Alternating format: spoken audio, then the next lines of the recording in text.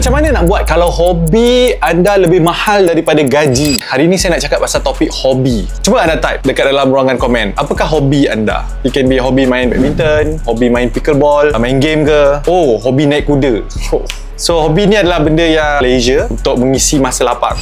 Macam mana nak buat kalau hobi anda lebih mahal daripada gaji bulanan yang anda dapat? Saya ada beberapa kawan yang mempunyai hobi yang mahal. Main kuda, naik basikal. Basikal tu saja belum apa-apa lagi, basicnya dah RM15,000. Ada yang sampai RM20,000. Ada sampai harga RM50,000, lebih mahal daripada harga kereta. Kalaulah anda mempunyai hobi yang mahal. Dan macam mana kalau anda gaji baru RM2,500, gaji RM3,000, for example, how can you afford hobi-hobi mahal ini? Saya pernah dengar some of my friend yang ada kuda, bela kuda sendiri. Dia letak dekat Equestrian Park Putrajaya. Sebulan maintenance kuda tu sendiri, tempat tinggal kuda, makanan kuda, penjagaan kuda, kena hire staff nak jaga kuda tersebut pun, it can go up to like what? 5,000 to 8,000. Ada yang 10,000 a month pun ada juga. So ini saya consider as hobi yang mahal. So persoalannya, kalau bagi mereka yang mempunyai gaji yang taklah setinggi mana untuk afford hobi-hobi mahal ni, how can you afford this kind of hobby?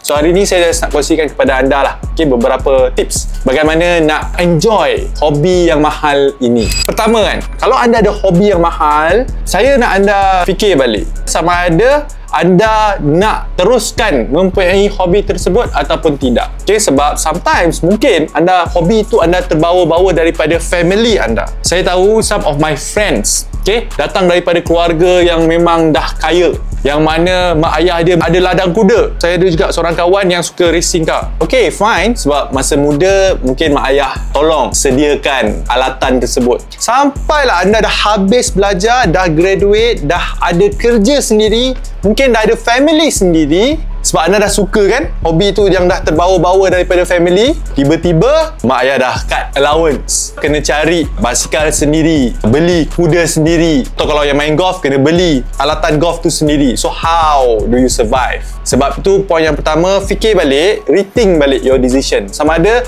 do you still want to carry this hobby? Kalau tak, okay, let go. You can find other hobby. Banyak hobi-hobi yang lain yang lebih murah, yang lebih mampu milik. Macam wife saya Bella, hobi dia baca buku. Memang best. And in fact, bukan saja baca buku, beli buku yang kulit tu, like download dia dekat, kan sekarang ni ada Kindle lah kan, boleh download pakai phone dan sebagainya. So you can get the book for free or very very cheap. Kadang-kadang $5, $10 pun dah dapat dah. So this I consider as cheap hobby, and not only cheap but it's very meaningful, very beneficial. Maksudnya boleh memberi manfaat. Sebab of course you learn something from reading the book. So adalah dia punya kelebihannya di situ, right? So itu kalau anda reti, kalau anda rasa okay, this hobby does not serve me anymore. Might serve my parents but not serve me anymore. Yang kedua, mungkin tukar, like I would say downgrade sikit lah. Okay, contoh basikal. Basikal ni, saya pun dulu, bila saya balik Malaysia pun, saya ada attend this one seminar. This guy from Canada, dia bagi talk tentang how to build a digital business at that time. This was many years ago, kan? And then he said something about hobi dia basikal. And basikal ni, first time lah saya baru tahu basikal ni mahal. Dulu saya beli basikal pergi sekolah kan, basikal murah je, RM100 dah cukup dah. Tapi tak sangka ada basikal sampai puluh ribu, ratus ribu pun ada. So dia ada banyak jenis. So mungkin bila dengan family, mungkin basikal yang family anda sediakan mungkin harganya RM50,000, mungkin harganya RM80,000. Tapi bila tiba masanya anda untuk beli basikal anda sendiri, anda pun tahu anda start daripada bawah, kerja pun baru fresh graduate. Janganlah mimpi nak ada basikal mahal-mahal. Go back, start from the beginning. Saya yakin mak ayah anda pun at that time mungkin start from the beginning.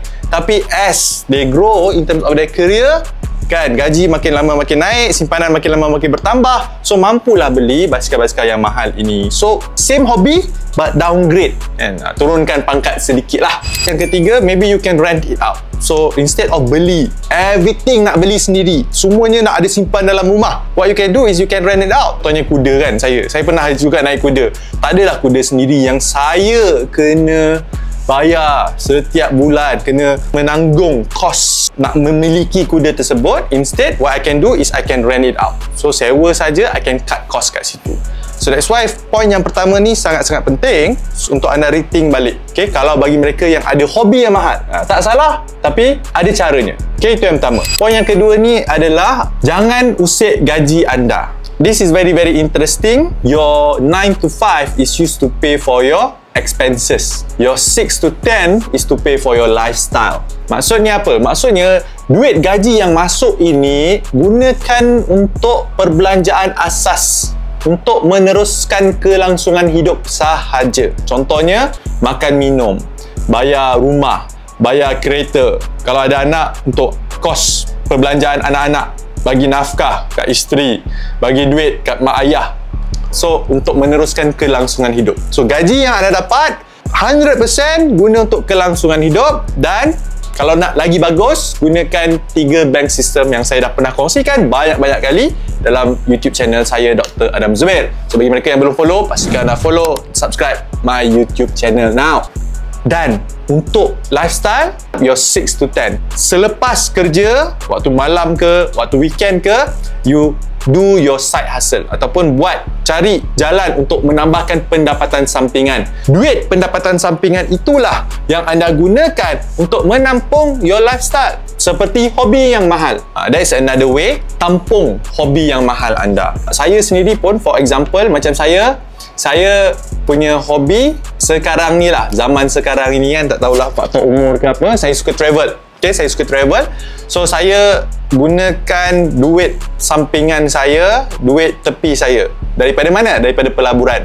Sama ada pelaburan saham ataupun pelaburan cryptocurrency. Keuntungan yang saya dapat itu saya keluarkan, dan duit itulah yang saya gunakan untuk menampung hobi saya, iaitu travel. Saya dah tetapkan pada diri saya, tahun ini saya nak travel 4 kali.